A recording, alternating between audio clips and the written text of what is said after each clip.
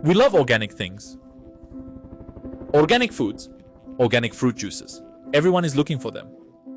Everyone wants them. For themselves, for their child, and so on. Here's organic milk, organic honey, organic oranges. What is this organic? What we mean by organic is actually this: the absence of human intervention. That's it. This is what we long for. Things that come as untouched by human will as possible.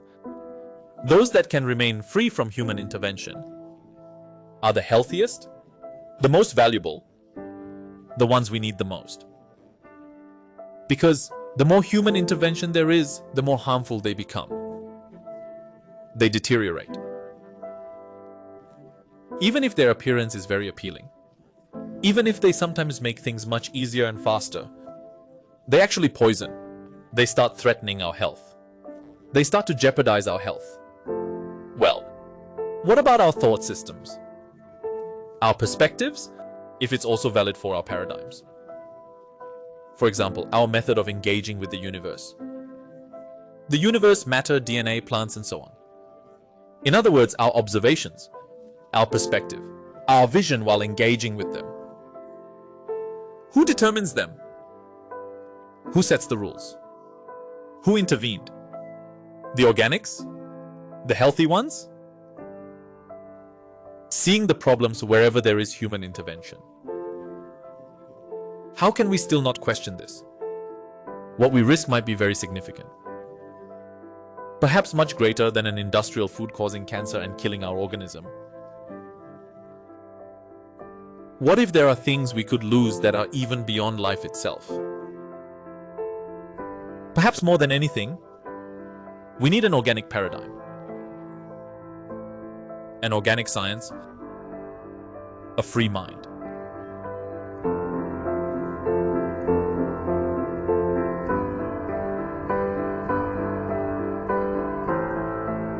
Hello friends, welcome. This is an introduction section.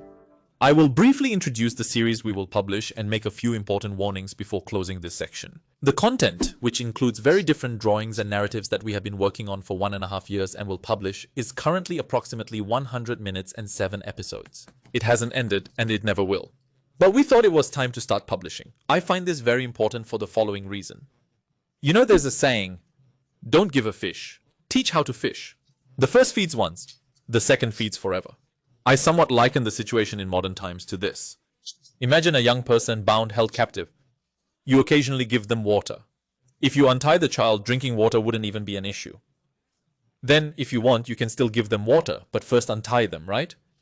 When looking at existence, there are dogmas preventing the extraction of the water of truth in the minds of all science students. Their minds are bound, held captive, and they are not even aware of it. This series will attempt not to just give them water occasionally, but to set them free. It will both set them free and give them a staff that brings forth water wherever they strike. Then, I hope, those science lessons will turn into celebratory lessons where students can drink deeply from the fountain of truth in the universe. Now, I want to close this episode with a small warning against possible criticisms. Friends, science and knowledge, two concepts often confused.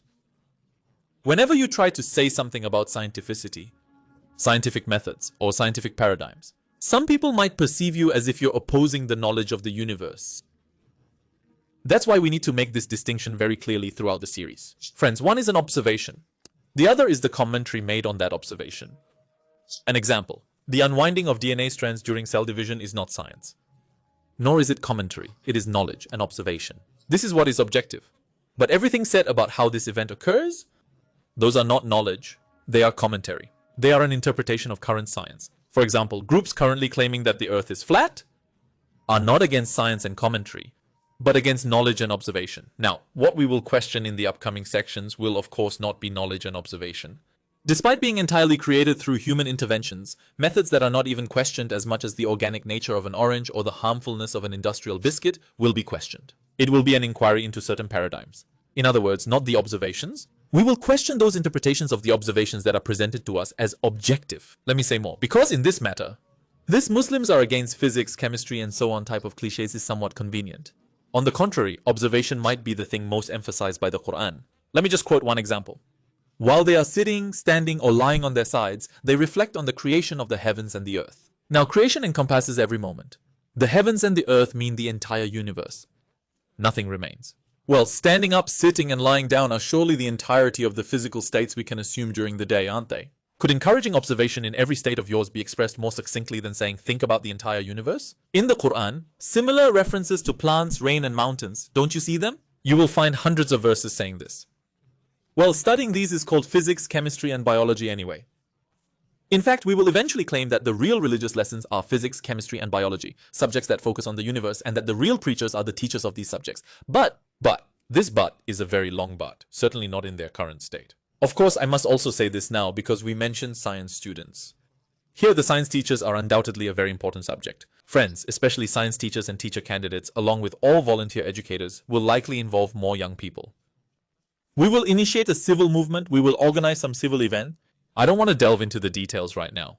But under the subtitle, The Organic Science Movement with Teachers of the Red Staff, we will attempt to carry out some collaborative efforts. Because I believe it's time to move beyond talking about problems and start attempting practical solutions. And this must definitely not be political, nor imposed from the top down in a dictatorial manner. It must be entirely civil, entirely based on volunteerism. Volunteers can message the Red Staff's Instagram account and then follow the announcements. Now, let's talk about the content and wrap up. First of all, let me say this. There's no need to divide it into sections. Each chapter will have its own independence, a sense of completeness in meaning.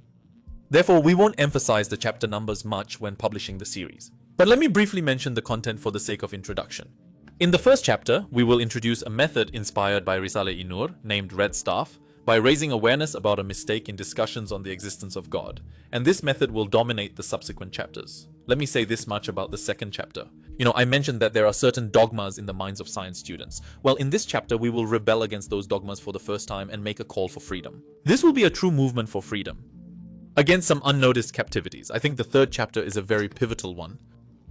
The topic is the famous atheist argument, the God of the gaps. In other words, you place the divine in areas science cannot explain. Now, this criticism is actually somewhat valid. We will have touched on this a bit in the first chapter. But the answer to this question is critically important in shaping our perspective on all these topics. And the question we seek to answer will be this. What exactly does science explain? This chapter holds extra significance for science teachers and teacher candidates. As for the fourth chapter, the topic is clear. Is there order in the universe, or is there chaos? Now, we know that many atheists claim there is chaos in the universe. So, as believers, when we say there is order in the universe and consider it evidence of God's existence, what exactly do we mean? Additionally, what does chaos theory in physics, which can be manipulated by some atheists, actually tell us? Also, why is it highly contradictory to both accept evolution and talk about chaos in the universe? In the fifth chapter, how does engaging with the universe without revelation lead humanity into a form of modern ignorance? And how does this modern ignorance result in dire consequences among the masses? There is a very significant example of this. We will approach atheist arguments like the design illusion using the Red Staff method as always. At the end of the day, we will be saying something familiar. Gentlemen, let's not bring beliefs into science, please. The question in the sixth chapter is this: why are scientists atheists? So you're saying that the Quran encourages examining the universe. Scientists examine the universe the most, but aren't most scientists atheists? Isn't this a contradiction? I've often seen this inner conflict and the denial of this question by religious circles. Why? Because of an inferiority complex. Look, this is a very ugly and disgusting situation. I mean, perhaps the worst thing that could happen to a truth. Trying to impose it through deception. In the eyes of someone in need, this is the best way to conceal the truth. Friends, truth does not need deception, does it? We cannot serve this religion by running away from the facts. This religion claims that an illiterate Muslim woman in Anatolia is more knowledgeable and even understands the universe better than an atheist scientist who has won Nobel Prizes. Let's not avoid this, let's be able to talk about it. I mean, every believer should be able to explain this within their own world, because this is a very fundamental thing. In terms of forming our philosophy of life, what are we avoiding really? What are we serving by running away from the facts? Who benefits from this? Immediately clinging to Farabi, Ibn Sina, and so on. You know, like saying, look, we have these too. Okay, but friend, who is your number one? Your number one has not produced any technology. What are you telling us? He didn't even know how to read or write. Why is your number one Prophet Muhammad then? Can you explain this? Why isn't your number one someone like Farabi, for example? What is the secret behind this? Tell us about that. The West is waiting for it. While holding a diamond, you're showing a bottle to Western minds. You accept their norms, their visions unconditionally and without question. You start competing in their games and then In order to win in that game, you are forced to use Farabi as a trump card because your number one does nothing in that game. You can't use your number one as a trump card. Isn't there a problem here? Theoretically speaking, isn't there a contradiction? Your norms are completely different. Your visions are completely different. The game you're playing is completely different. Explain how your game is far superior to theirs. Show this. Teach them your game. Let them learn your game and try to surpass you in it. This is virtue. Otherwise, we can't escape this inferiority complex. Neither individually nor collectively can we establish our civilization. This is the question of the 6th chapter. Why do scientists tend to be more atheistic according to research? In the 7th chapter, actually, whatever I say will be a spoiler, but let me just say this much. What is the difference between humans and artificial intelligence? Is a question that has recently entered our agendas and is, in my opinion, very important. It is a very valuable question for modern humans to realize certain things. So much so that I think this question might have been bestowed upon modern humans as a kind of blessing. Blessed are those who can evaluate this question. Actually, we will open the 7th episode with a different topic, but we will connect it to this question and close that episode. So the topics will continue as I mentioned. Your comments, your feedback will also shape this to some extent. But we have now decided to start publishing. We will release 1 episode per week, friends. So we will proceed slowly and steadily. There will be a broadcast where we will discuss that week's topic in much greater detail. Here, we will be able to discuss the topics that week much more extensively, because these 15-minute concepts couldn't accommodate many of the things we wanted to say. In that space, we will address in much more detail the comments you make on that week's episode, the questions you ask regarding how and through which channel it will be broadcast, under what conditions we will announce these. You can follow along.